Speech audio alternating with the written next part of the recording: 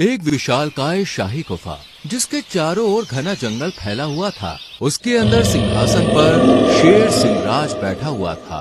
पास में उसकी खास सलाहकार एक काली चिड़िया ब्लैक बर्ड भी मौजूद थी। जंगल के कई जानवर दरबार में खड़े थे, लेकिन सभी डरे हुए लग रहे थे। तभी रानू चिड़िया और मीनू मौसी आगे बढ़ते हुए बोली, महाराज, जंगल के सभी प्राणी आपके शासन से खुश नहीं हैं। आप कभी उनकी परेशानियों को नहीं सुनते। एक राजा को अपनी प्रजा की देखभाल करनी चाहिए।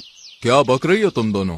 मैं जंगल का राजा हूँ। मेरी मर्जी के बिना यहाँ कोई फैसला नहीं होता है। रानू चिड़िया और मीनू मौसी एक दूसरे की ओर देखने लगी। मीनू मौसी ने हिम्मत जुटाकर बोलना चाहा, लेकिन तभी ब्लैक बर्ड बीच में बोल पड़ी। महाराज, ये छोटी चिड़िया आपको भड़काने की कोशिश कर रही है। जंगल में सब कुछ ठीक चल रहा है। आपको इनकी बातों पर ध्यान देने की जरूरत नहीं। शेर की आंखों में घमंड छलक रहा था।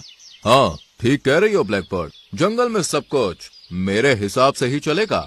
इतना बोलकर शेर ने गुस्से में पंजा उठाया और दरबार की जमीन पर जोर से पटक दिया। डर के मारे कुछ पक्षी उड़ गए, जबकि अन्य जानवर सहम कर पीछे हट गए। रानू और मीनू को समझ आ गया कि इस समय शेर को समझाना बेकार था। वे चुपचाप दरबार से बाहर निकल गए। कुछ दिनों के बाद जंगल का माहौल बदल गया। हरे भरे पेड़ों की जगह सूखी टहनियां दिख रही थीं। तालाबों का पानी लगभग खत्म हो चुका था। कई जानवर भूख और प्यास से कमजोर दिख रहे थे। दूर एक हिरन बेसुध होकर गिर पड़ा था और कुछ पक्षी व्याकुल होकर इधर उधर उड़ रहे थे।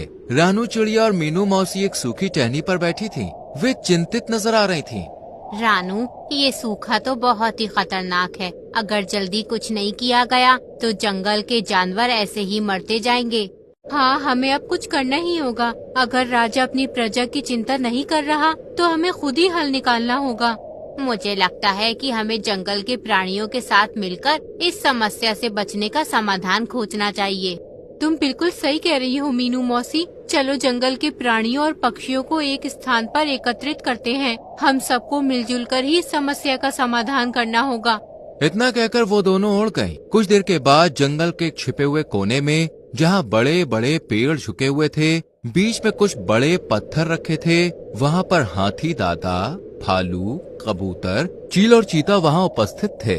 सबकी आंखों में चिंता झलक रही थी। रानू और मीनू एक टहनी पर बैठ गईं। हम सब इस जंगल में रहते हैं, लेकिन अगर पानी नहीं रहा तो हम जिंदा नहीं रह पाएंगे।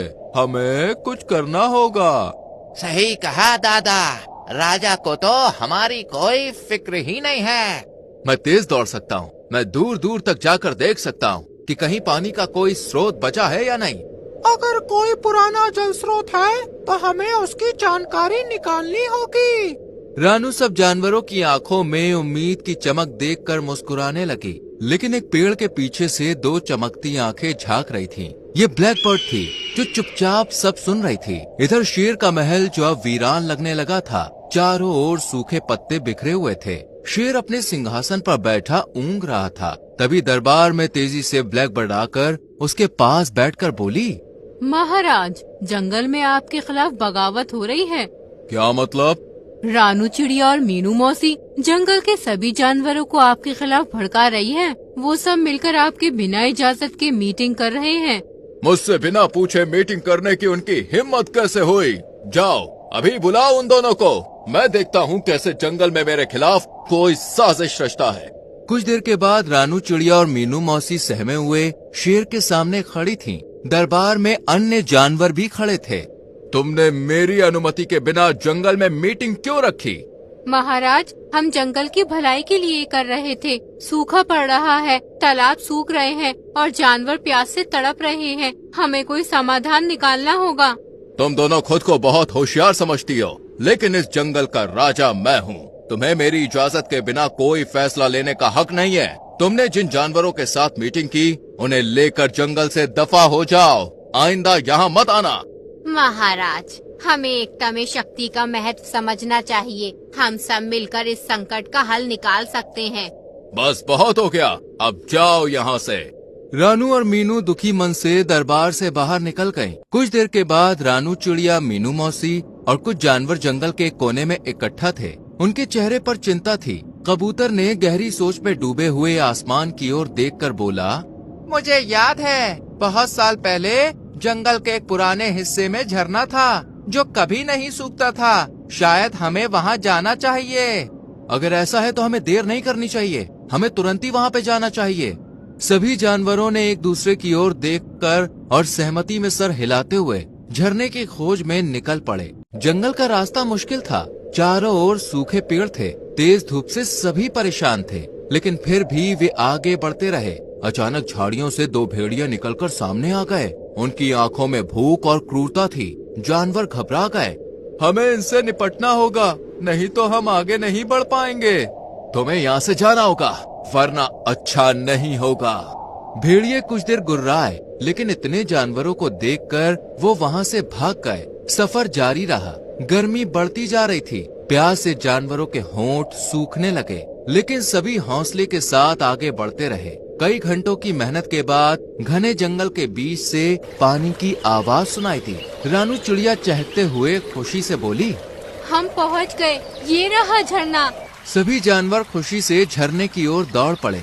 झरना अब भी बह रहा था और उसके चारों ओर हरियाली थी। वहाँ की ठंडी हवा से सभी को राहत मिलने लगी। वो सभी पानी पीने लगे। उन सब ने जंगल के उसी हिस्से में बसने का फैसला कर लिया। देखा, जब हम सब एकजुट हुए तो हमें रास्ता मिल ही गया। इधर शेर का जंगल वीरान हो चुका था। सूखे पेड़, खाली तालाब और इधर उधर भटकते कुछ जानवर नजर आ रहे थे। शेर अपनी गुफा के बाहर बैठा था। उसकी हालत कमजोर हो चुकी थी। भूख और प्यास से उसकी चाल लड़खड़ा रही थी। क्या ये वही जंगल है जिस पर मैं राज करता था? यहाँ तो कुछ भी नहीं बचा। ब्लैकबर्ड एक डाल पर बैठी हुई थी। महाराज, धैर्य रखें, बारिश आएगी और सब कुछ पहले जैसा हो जाएगा। शेर ने उसकी ओर देखा, लेकिन इस बार उसकी आंखों में संदेह था। उसे एहसास हो रहा था कि उसने गलती की है। जंगल की वीरानी ने उसे तोड़ कर रख दिया था। आखिरकार उसने खुद ही अपने प्राणियों को खोजने का फैसला कर लिया। शेर कमजोर और थका हुआ भटकने लगा। उसके पैरों में अब ताकत नहीं थी, लेकिन वो हार मानने को तैयार नहीं था। अचानक उसे पानी के बहने की हल्की आवाज सुनाई थी। उसकी आंखों में चमक आई और वो उस ओर बढ़ने लगा। कुछ दूरी पर झरने के किनारे सभी जानवर बैठे थे। वो पहले से ज्यादा स्वस्थ और खुशहाल नजर आ रहे थे। अचानक उन्होंने झाड़ियों में हलचल सुनी। ये आवाज, कोई आ रहा है। सभी जानवर सतर्क हो गए। तभी झाड़ियों में से एक कमजोर और थका हुआ शेर बाहर निकल के आया। उसे देखकर सभी चौंक गए। महाराज, आप यहाँ?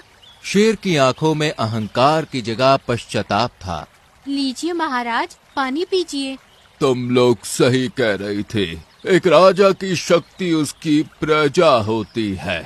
जब प्रजा खुशहाल होगी तभी जंगल भी समृद्ध होगा। मुझे माफ कर दो। महाराज, आपकी गलती बहुत बड़ी थी, लेकिन अगर आप वास्तव में बदलना चाहते हैं तो हम आपको एक और मौका देंगे। तभी शेर की नजर पेड़ की डाल पर बैठी ब्लैकबर्ड पर पड़ी। उसके चेहरे पर एक कठोरता आ गई। इस जंगल में जितनी भी फूट और नफरत फैली, उसका कारण यही थी। इसे अब यहाँ रहने का अधिकार नहीं।